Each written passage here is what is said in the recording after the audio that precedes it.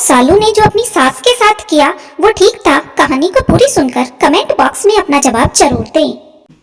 देख दीपक, तू दूसरी शादी कर ले, ये बंजर जमीन कभी हमारा वंश आगे नहीं बढ़ा पाएगी। बेटा, मेरे जीते जी मैं अपने पोते का मुंह देखना चाहती हूँ, वरना मरने के बाद भी मेरी आत्मा को शांति नहीं मिलेगी। रीना जी और दीपक को जब ऐसी बात करते हुए कविता ने सुना तो वो सन्न रह गई। कोई दूसरी आकर मेरी सोतन बने, इससे अच्छा मैं अपनी बहन को ही इस घर में ले आती हूँ।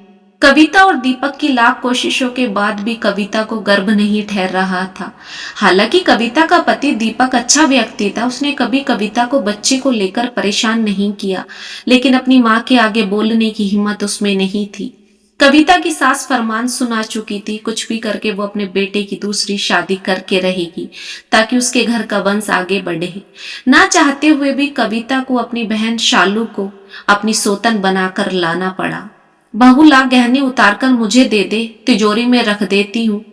कविता की सासू माँ ने अपनी नई बहू सालू से बोला। क्यों, आपको क्यों दूं? तिजोरी में तो गहने मैं भी रख सकती हूँ, सालू ने तपाक से जवाब दिया।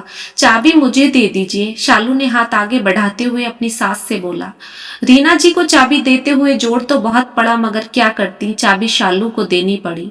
शालू ने गहने और तिजोरी की चाबी अपनी बहन कविता के हाथ में थमा दी। दीदी, आज से ये जिम्मेदारी आपकी है। आज से हम दोनों बहनें मिलके मम्मी जी को जिम्मेदारियों से फ्री करते हैं। अपने हाथ से सत्ता जाते हुए रीना जी पर बहुत जोर पड़ा, मगर क्या करती, चुपचाप अपने कमरे में आ गई। कविता, 5 बज गए, तुझसे मेरा नहाने का पानी गर्म नहीं हुआ अभी तक। मैं कब नहाऊंगी? कब मेरे लड्डू गोपाल नहाएंगे? रीना जी ने चिल्लाते हुए बोला। जितनी देर से आप चिल्ला रही हैं उतनी देर में तो आप अपना पानी गर्म कर सकती थी। आपको सुबह उठकर पूजा करनी है तो शांति से करिए, सारे घर को सर पे ना उठाया करें। आपकी पूजा की वजह से दीदी सुबह ठंड में नहीं उठेंगी, कहकर शालू अपनी बहन का हाथ पकड़कर कमरे में चली गई। रीना जी चुपचाप खड़ी हुई देखती रह गई। कुछ दिनों बाद शालू को गर्भ ठहर गया, सारे घर में खुशी का माहौल बन गया। शालू को डॉक्टर ने पूर्ण आराम के लिए बोल दिया। घर का सारा काम कविता के कांधों पर आ गया। मम्मी जी, मुझे उठने बैठने में दिक्कत होती है, इसलिए दीदी मेरे पास मेरे कमरे में ही रहेंगी। घर के काम के लिए आप कोई काम वाली लगा लीजिए। रीना जी का मुंह बन गया, मगर कोई और चारा भी तो नहीं था। दोनों बहनें मिलकर कमरे में आराम से सारा दिन फिल्म देखती और रीना जी कामवाली के साथ मिलकर घर के काम निपटाती।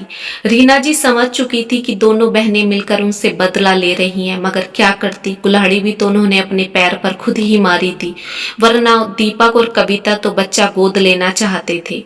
लेकिन रीना जी को यह हरगिज मंजूर नहीं था।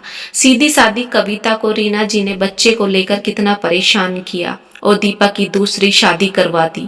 9 महीने बाद शालू ने एक बेटे को जन्म दिया। रीना जी खुशी के मारे पागल हो उठी और दौड़कर अपने पोते को गोद में लेना चाहती थी, मगर शालू ने रोक दिया। मम्मी जी, इस बच्चे पर सबसे पहला अधिकार कविता दीदी का है।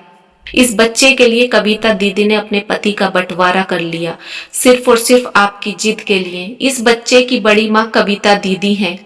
आगे से ये बच्चा हमेशा के लिए कविता दीदी का बच्चा कहलाएगा। ये बात आप कान खोलकर सुन लीजिए। दोनों बहनों का एक दूसरे के प्रति प्रेम देखकर रीना जी की आंखें शर्म से झुक गईं।